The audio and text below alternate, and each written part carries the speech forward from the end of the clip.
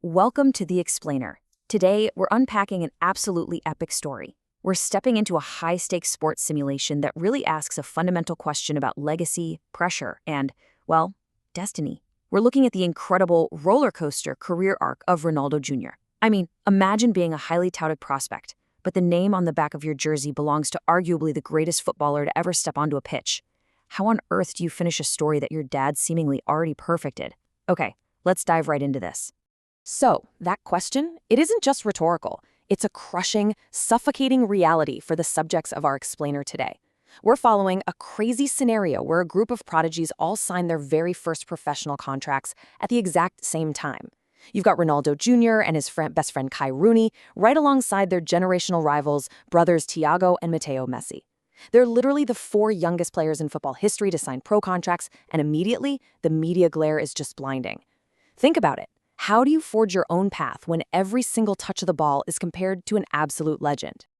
Right from day one, the battle lines are perfectly drawn. You have Ronaldo Jr. and Kai Rooney linking up at Manchester United, shouldering the monumental legacies of Cristiano Ronaldo and Wayne Rooney.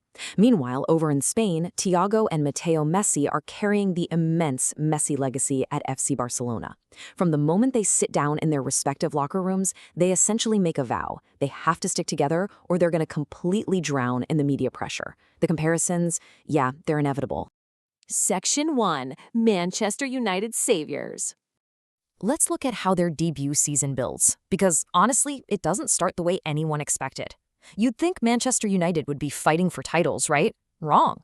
In their very first season as pros, Junior and Kai spend most of the year on the bench watching an absolute disaster unfold. Fast forward to the final day of the season, and Manchester United is astonishingly fighting a relegation battle against Everton. The loser drops to the championship. Just imagine the nerves. Everton goes up 1-0, then 2-0. At halftime, United is staring down the barrel of historic relegation. But then, the youngsters step up. Junior gets a crucial goal back.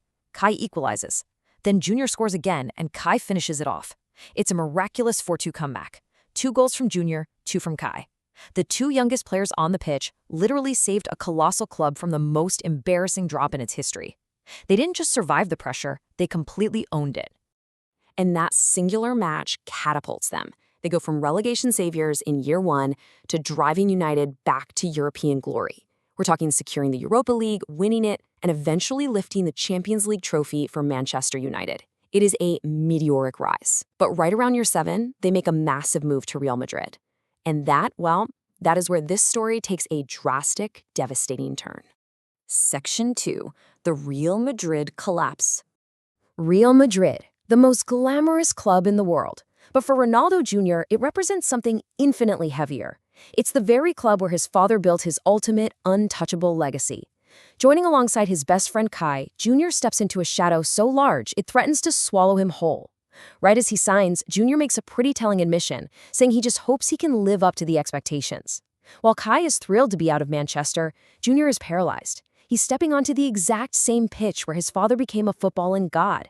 The psychological weight is immense, and it almost immediately begins to crack his confidence. And that pressure culminates in an absolute nightmare, a Champions League final. Real Madrid versus Barcelona, it's Junior and Kai against Thiago and Matteo Messi, the ultimate generational showdown, right? But the performances couldn't be more different. Junior and Kai completely crumble. Junior misses wide-open sitters. The pressure visibly suffocates them. On the other side, the Messi brothers are ruthless, totally clinical, back-to-back goals. Barcelona destroys Real Madrid 4-0. The Messi brothers lift the trophy, and Junior is left questioning everything. What follows is arguably the darkest period of his career, and it wasn't just one bad game. It's 3 terrible seasons, just 30 goals total over that span, which is an unheard-of drought for a player of his caliber. He fails to score at his first World Cup with Portugal. He has to watch the Messi brothers win the Ballon d'Or. His form completely disintegrates under the weight of the Madrid expectations. Finally, Kai Rooney pulls him aside with devastating news. Real Madrid is selling him. Kai is staying, but Junior is being forced out. Section 3. Rebirth at Tottenham Hotspur. Every great explainer needs a twist, right? Cast out from the elite, Junior desperately needs a lifeline.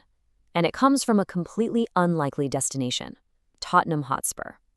Spurs are literally the only club willing to offer him a contract. Walking into Spurs, he comes to a stark realization, admitting that he let the pressure get to him, and he failed. But you know what? This is the turning point. He stops running from his dad's ghost. He stops being paralyzed by the media. Instead, he gets angry. He feels deeply disrespected that only one club wanted him. He stops feeling the pressure, and he starts channeling absolute fury. On his Premier League debut for Tottenham Hotspur against Chelsea, Ronaldo Jr. doesn't just play well, he scores 5 goals. A debut day poker +1, he is absolutely locked in. He makes a massive statement to the entire footballing world that he is nowhere near finished yet.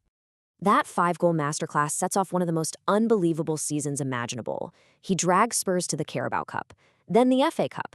He secures the Premier League title on the final day with a hat-trick against Arsenal. And then, the Champions League final. The opponent? His old club, Real Madrid. His old best friend, Kai Rooney. Down 2-0 early to Kai's brilliance, Junior refuses to fold. He shifts into a playmaker role, providing 2 incredible assists and leading Tottenham to a dramatic 3-2 comeback victory. A historic quadruple. Can you believe that? Section 4, Ultimate World Cup Finale. So, he's conquered club football again, but to truly step out of the shadow and win the ultimate individual prize, the Ballon d'Or, he needs the one major trophy that eluded his father, the World Cup. The stakes could not possibly be higher. In the World Cup semifinal, destiny calls. It's Portugal versus Argentina.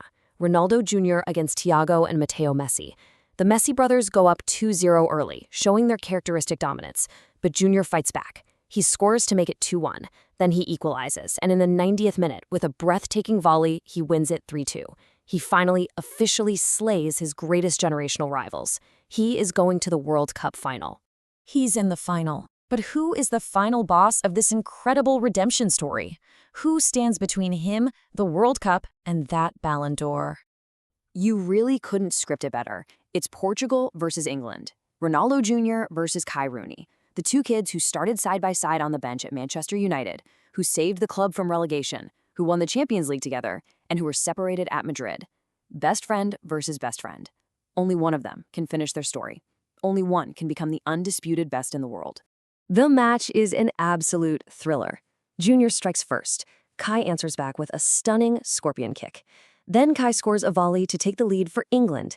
It looks like Kai is going to bring it home. But Junior, refusing to be denied, equalizes. It's 2-2. The clock is ticking down. 90th minute. A cross comes into the box, and in a moment of pure, jaw-dropping magic, Junior executes a flawless scorpion kick of his own. It goes in, 3-2. The final whistle blows. Junior has actually done it. He lifts the World Cup, achieving the one thing his father couldn't. With this victory, he officially wins the Ballon d'Or, finishing with a 92 overall rating and a massive 200 career goals. He isn't just a player with a famous last name anymore. He is, undisputedly, the best player in the world. Watching Junior's journey from a paralyzed prodigy at Real Madrid to an unleashed force of nature at Spurs and the World Cup, it really leaves us with this question. Does stepping out of a monumental shadow require you to cast an even bigger one yourself? He didn't just match the expectations. He had to break entirely to rebuild himself into something completely new. What an incredible journey to explore. Thanks for joining me on this explainer, and keep questioning the story behind the stats.